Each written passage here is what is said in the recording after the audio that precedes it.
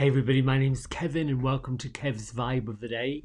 I'm going to frame up your day today and give you something positive to ponder and think about and fit. So let's get to the cards. They're good ones. So I meditated this morning, a glorious meditation, a little bit different. This time I went with one of the Abraham Hicks guided meditations, and just felt very peaceful, as I usually do, and just this general good sense of well-being. So this morning, I'm shuffling and offering up my gratitude for anybody that wants to come through, the energies that want to come through, and of course we have what Kyle Gray considers to be jumpers, poppers. I like to call them poppers. They pop out of the deck and they reveal themselves. And this one that came up was the inner child healing. So what I'm going to do is give you an example of each one of these three and then combine the three in today's message. So the inner child is pointing to elements that you may have felt or pondered about through your childhood. And they can be awkward moments, traumas, difficulties, things that you've overcome. And in all of it, if you look at the way we all processed challenges ourselves and the way other children process challenges, we always are in different places of our lives looking through the world, through the words and the eyes of a child. A small child will say the most profound things and cause us then to relate to what they're saying. This card is saying there's an inner child in all of us that needs to be nurtured, needs to be loved, needs to be cherished, but the bigger picture here is needs to find that sense of fun, that sense of glee, that sense of get over it quickly and move on. Through most of our childhood, we've survived all sorts of brand new changes, new schools, new friends, growing, having to get into new types of clothes, the hormonal things of preteens and teens and adolescence, dealing with, whatever those social constructs are, limitations, trying to break free of the parental control when we're in those anarchistic years of, I don't know, seemed to me to start at 11 or 12 and didn't really stop till I was in my early 20s. This card is saying your inner child still needs to be nurtured, but also has overcome quite a bit, has moved through quite a lot. So if you do find yourself in reflection of childhood patterns, and if they are awkward, difficult, even painful and sad, this card is representing the fact that your angels brought you through it and are asking you just to be nurturing to yourself, kind to yourself. Know that you overcame whatever it was that you felt or continue to think about. It's not saying that you're supposed to forget these things because, they're there. All experiences we have are there to teach us lessons.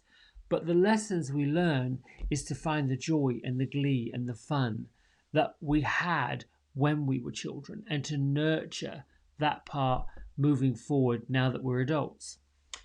Okay, the next card, the one that was closest to my heart, the one that I had while I was asking for the message and willing to receive and deliver, was the ease and the grace. And this is really strongly suggesting that there is no longer a need to rush and push and shove and prove yourself and gather everything. It's not necessary for you to have all of these material things that you think might make things better or might make you look better. It's no longer necessary for you to do more than you have to prove yourself. You don't have to prove yourself. What this card is saying, what the angels are saying, what your guides are saying is allow yourself to flow like water, to find that ease, to find that peace, that balance, that harmony. Find it, work with it. This is about a dance. This is about a dance in the day, the rhythm of you, the rhythm of life, the rhythm of the universe. It is getting in touch with how there is an ebb and a flow of everything in everyone, all that we do. The final card, which really was the focus card of the reading, the main card, which I should probably put that in the middle, but I like to think of the one that pops out as being to pay bigger attention. You know, I call them poppers. The poppers that come out, for me, they signify that we're meant to pay attention, more attention on these two.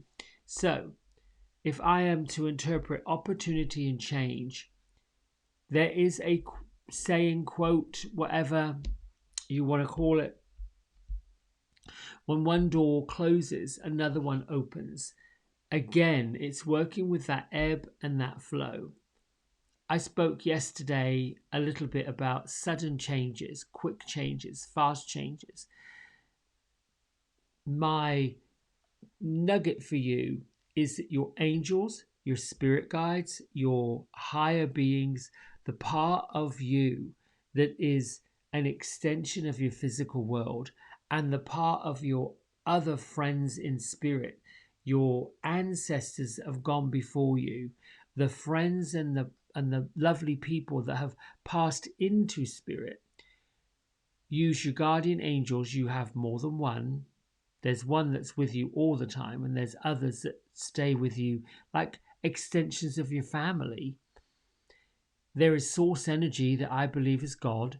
I believe is universe. I believe is the great creator of everything, for which you are an extension of it. You're part of that power. And all of that energy is here to be used and utilized for all of these opportunities and changes.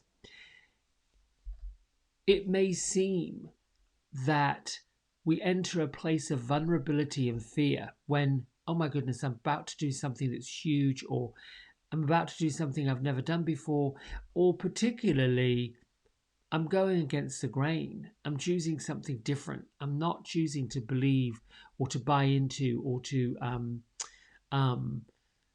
agree with something. I'm choosing to choose this path. I'm choosing to focus on this. If that thought, that belief, that opportunity, that idea is strong enough, know that your spirit guide, your angels, God, creator, whatever you want to call it, is going to be there supporting you, with you, and guiding you. Opportunities come up out of things that are changing, things that are different, things that have ended. Something ends, it stops, or you end it and you stop it. All of us, since we were born, since we came here, have experienced more and more and more and more. And we're gaining and we're gaining and we're attracting and we're gaining and we're attracting and we're gaining. It's called growth. And I'll repeat this message. I say it all the time. I'm waking up, or have already woken up, or did wake up long years ago. I don't quite know when it happened, to the fact that each cycle is a cycle upward and a cycle forward. Upwards and forwards. Very little goes backwards. However, sometimes we can be pulled downward when there's a situation that hits us we weren't expecting. It can be devastating on an emotional level or a mental level. It can be crippling. It can bring up an emotional wave that is so paralyzing. We have a challenge walking out of it, working through it. We're not any different to these huge changes, all these big shifts, and they are coming, my friends. They are coming at a rate that we are really unsure of how to stop it. So I can't tell you what to do. I'm not going to tell you what to believe. I am going to share with you my own way forward, which has been to sit with the truth of what is happening right now, then when I'm needing help, when I'm needing guidance, when I'm needing a little bit of grounding, I use the elements Mother Earth, Father Sky. I also nurture this inner child person with meditations, with getting into some music to lift the vibration, to lift the mood. There comes a time sometimes when we can be pushed into a situation, and the habit is to keep saying, woe is me, or or get down in the dumps. And the key is looking at whether the being down in the dumps, the woe is me, the spiraling in the downward motion, how has that served the purpose? And more importantly, how has it affected you? Now, there's some sharp truths in here that we've all, well, I'll speak for myself. I can't speak for you. I don't really know you. There are times in my life where the woe is me, the down in the dumps, the telling the tales of woe and challenge and this and how difficult and how this has been for the purpose of having somebody nurture me, listen to me, pay attention to me, and give me attention. When I realized and woke up to, oh, this isn't necessarily serving me at all, and it's causing other people to worry. And then I got to the nasty truth that that's the ego creeping in. That's the ego saying, well, I want attention and I'm going to get attention by behaving badly.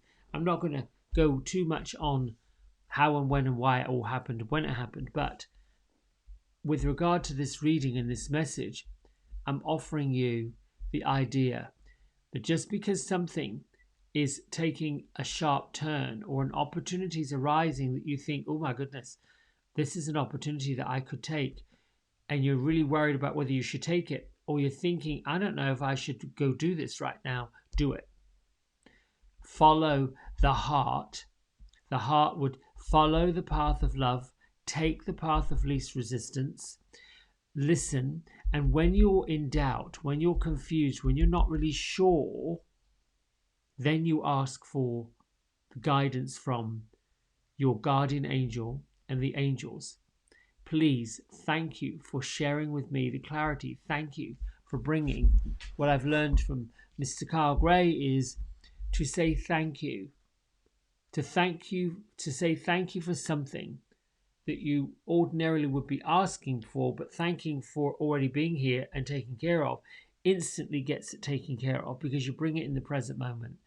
Angel, spirit guides, source energy only know what's here, only will know what's real, only know the present moment in time, which oddly enough is why we continue to repeat it. We continue to repeat what we're looking for, what we want. So today's message really is get to the point where your inner child is speaking, giggling and laughing.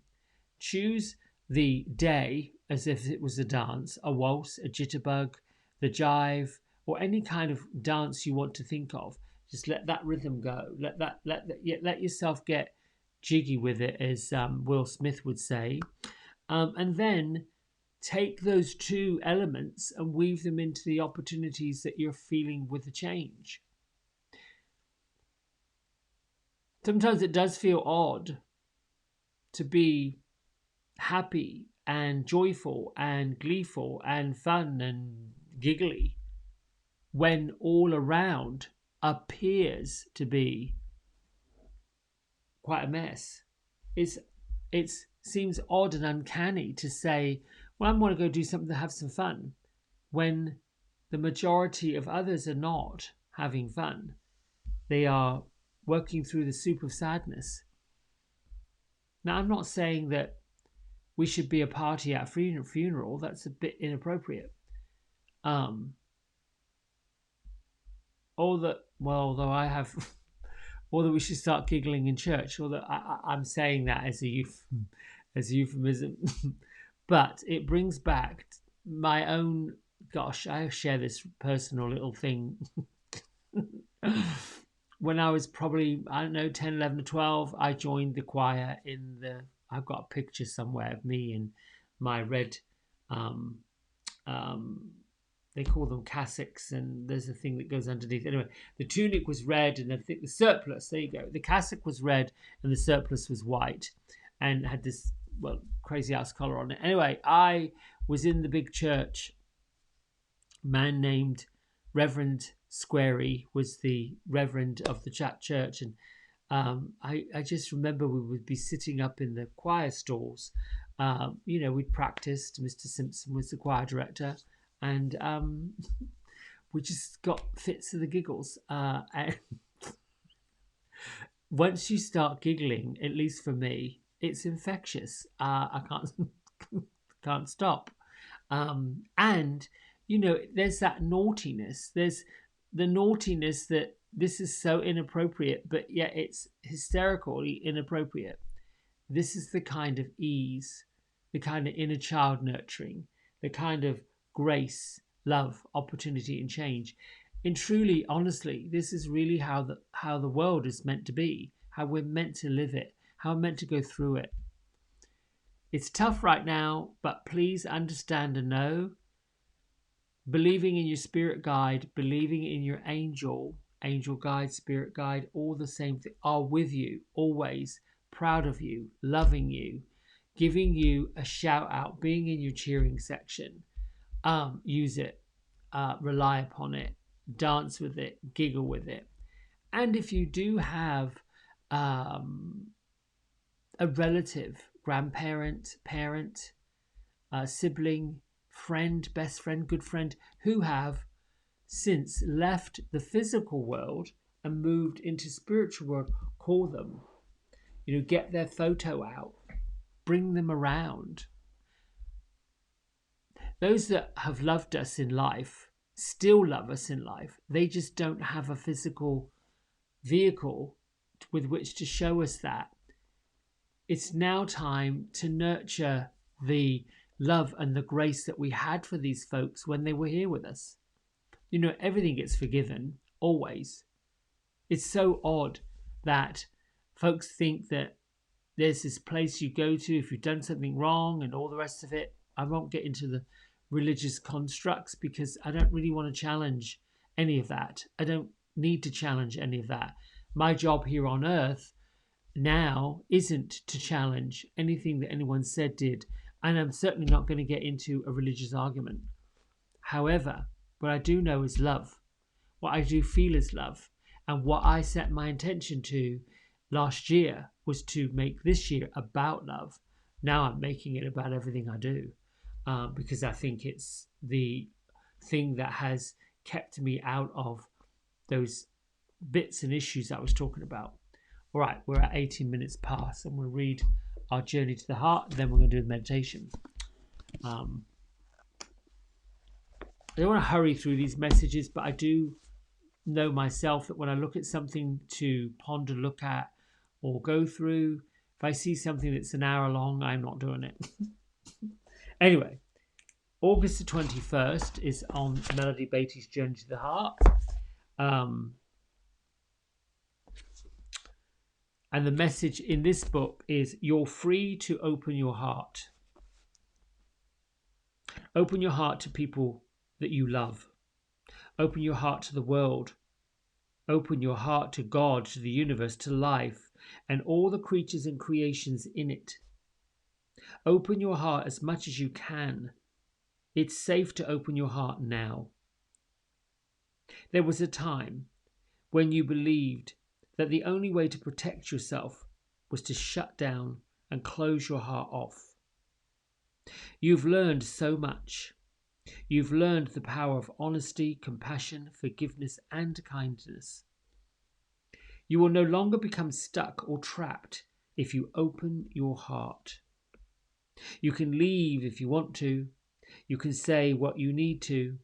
You no longer need to protect yourself by guarding your heart with a heavy armor you wore in the past. Now you're free. Free to open your heart, free to open yourself to the universe. A woman I met in Sedona gave me a lovely visualization to use. Picture your heart, and in front of your heart, see a beautiful rosebud tightly closed. Whenever you want to open your heart, picture the rose blooming wide, beautiful, alive, and fragrant. Whenever you want to retreat, turn the rose back into a bud. Open your heart to the world, to the people who live in it. Open yourself to creation. Open your heart to yourself, to God, to life. Life will become magical, and you'll think back and smile. You will wonder why it took you so long to open your heart. Open your heart as much as you choose, as much as you can, and share it with the world. You know, when I think of that piece and these pieces I've read and the two and how they join together, that actual reading, Open Your Heart, when I did my level 1 in Sedona, Arizona, of all places, yoga teacher training, there's a point with which you can read from this book. Baron Baptiste, they do a morning, welcoming, and it's like, anyone want to read? Put my hand up, stood up. You open the book anywhere and you start reading. I opened that book to Open Your Heart. And I got goosebumps now as I go back to this.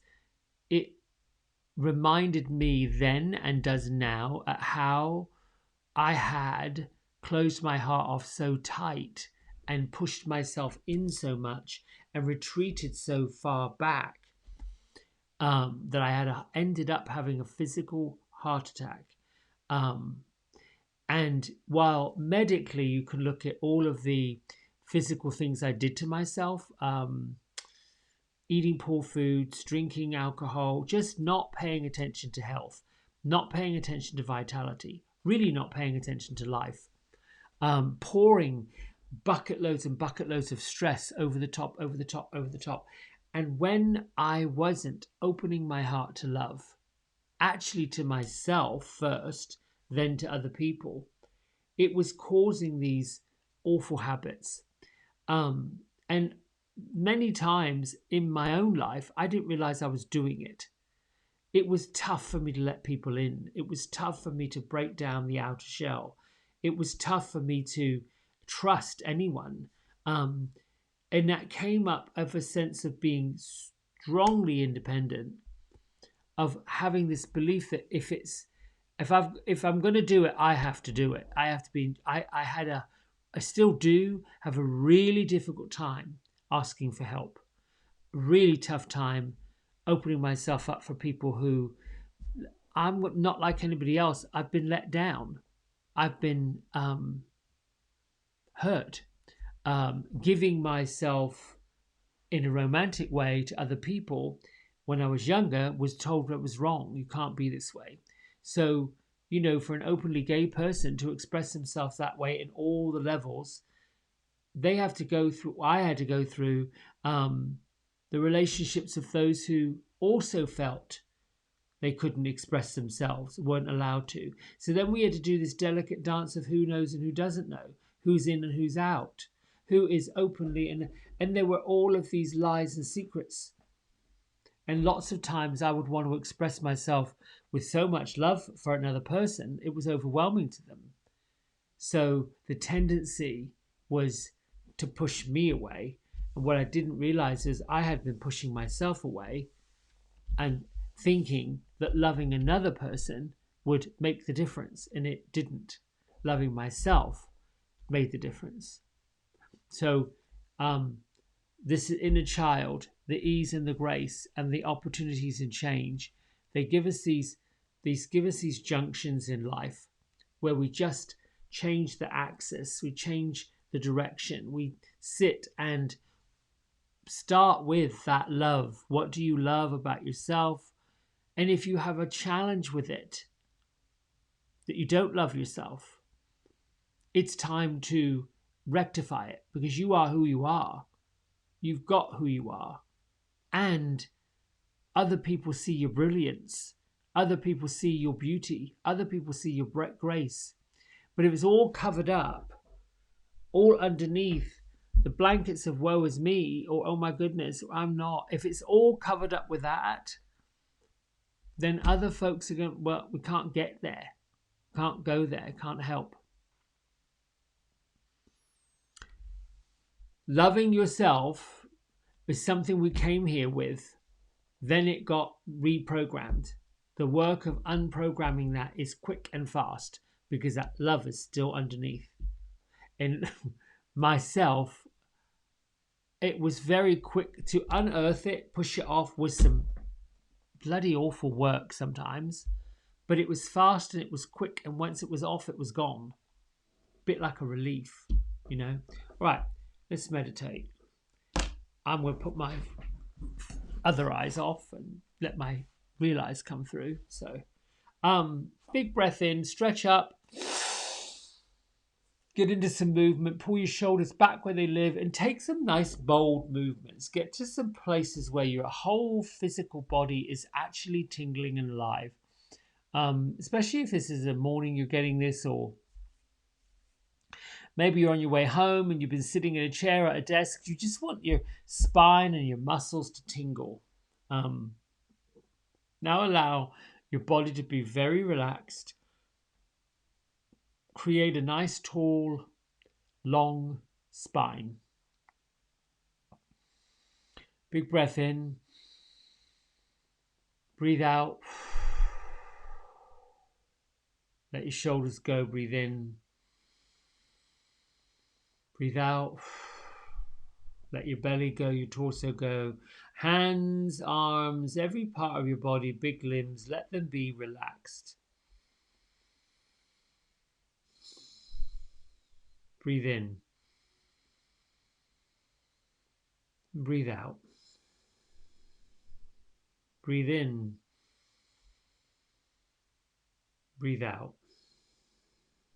Bring your focus to the feet, your feet on the floor, press down. Breathe in. Breathe out. Take your energy up through your body. Breathe in. Breathe out. And scan your body all the way through your torso. Keep breathing in and out. Find that rhythm of breath, your rhythm. Move up into your shoulders, the major joints of your body. Your neck is another major joint.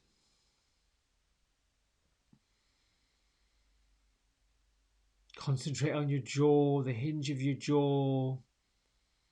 Inner workings of your shoulders. Now go to the medial joints, the smaller joints, not the big ones, the ones that hold energy too. If you need to stretch your fingers apart, if you need to adjust your seat, your shoulders.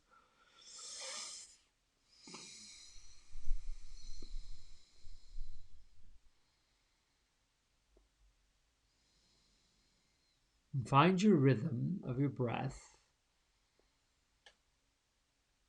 Easeful, soft, gentle. Listen to the inside of your breath. That rushing noise. And settle your thoughts down.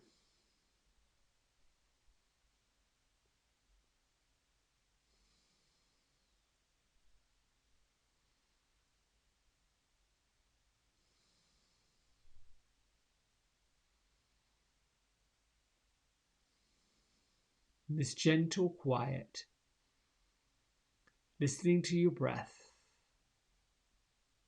feeling alive, being present.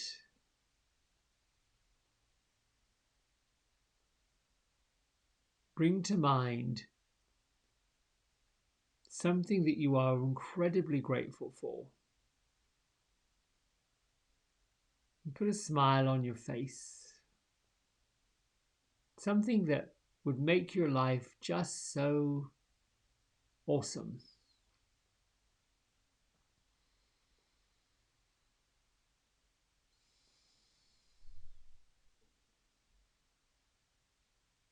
And with that sense and feeling of gratitude, right above your head is a white star. You can picture any shape you wish, but allow the rays, the light of this star energy to flood down over the outside of your body, as well as filling the inside of your body.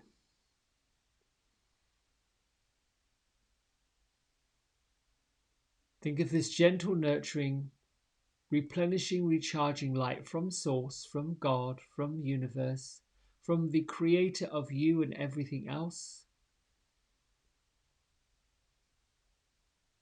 gently nurturing you from the soul outward, from your inner being outward.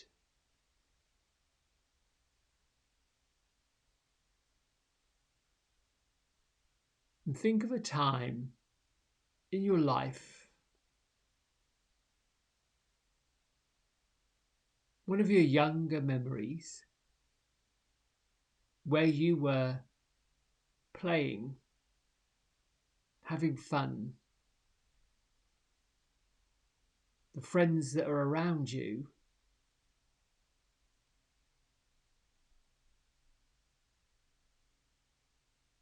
Perhaps you think of a birthday party in your honor.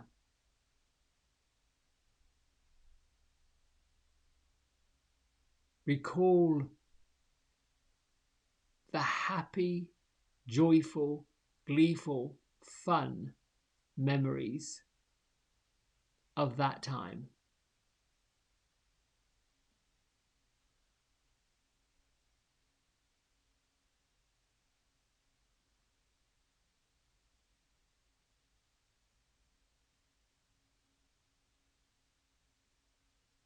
And keeping all of that, the sense of gratitude, the fun and the glee of your birthday party,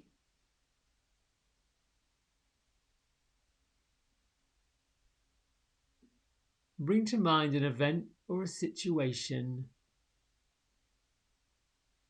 in your young adult or your adult life where everything went along easy, wasn't a problem. Something you accomplished that initially appeared to be a challenge and ended up being so easy, so peaceful, so joyful, so graceful.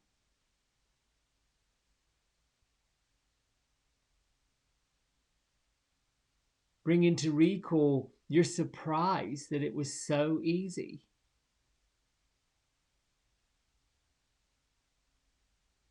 Your happiness that it was so fun.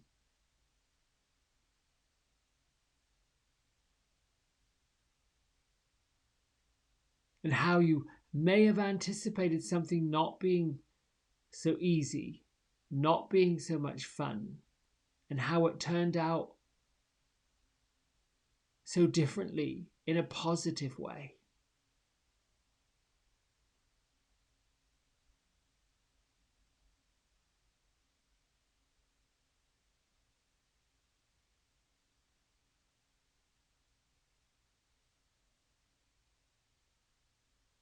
With the gratitude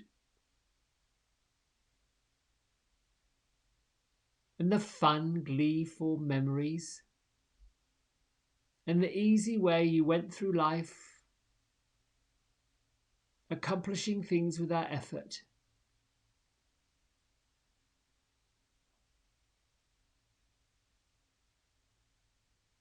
Bring the vibration of all of that,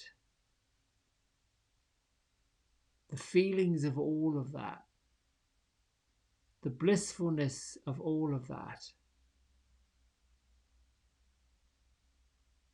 Imagine if that were a color, if that were a fragrance,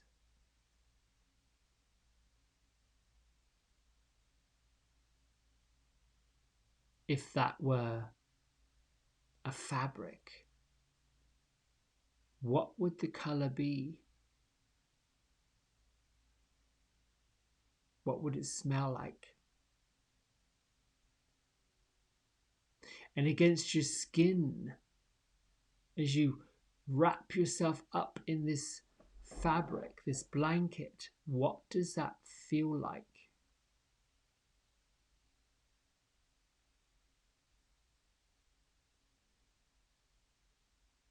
Continue breathing in, breathing out.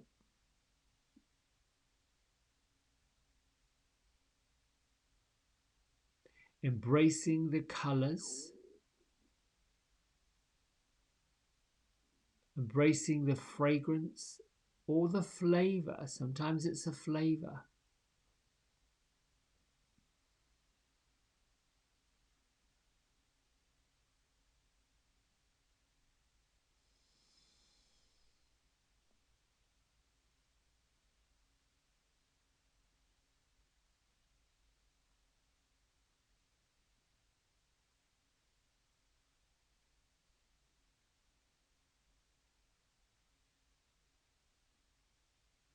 If you wish to continue with your meditation, press pause on this video now.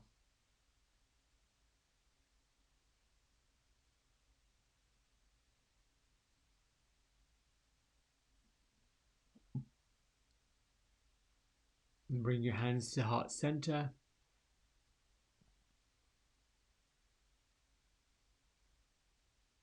Allow these feelings and experiences to stay with you as you remind yourself of the room.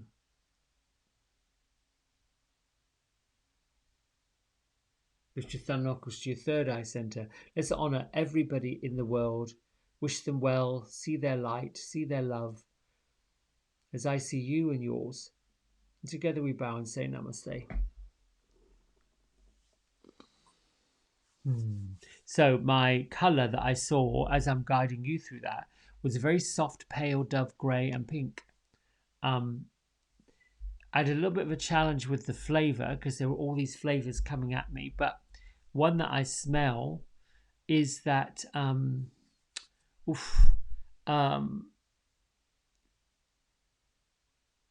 used to have a tea that was made in Australia when I was over there working the fashion weeks. And it was, I want to say it was like a French lavender. You know, when they make these teas, it was an Earl Grey, but it had this like vanilla lavendery type taste to it. It was kind of really lovely. And the ingredients of it was bergamot.